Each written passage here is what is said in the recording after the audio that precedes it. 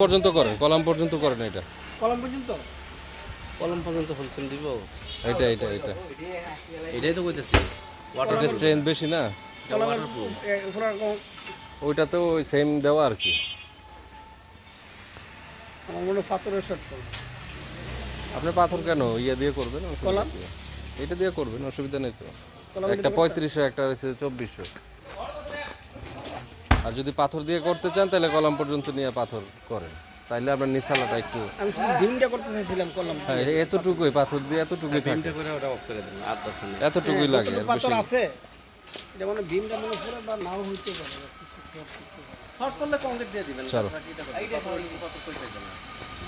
এই মহিলার পাথর শর্ট করে গেছে, চলে যায়। আমারে কইতেছে আপনার কথা।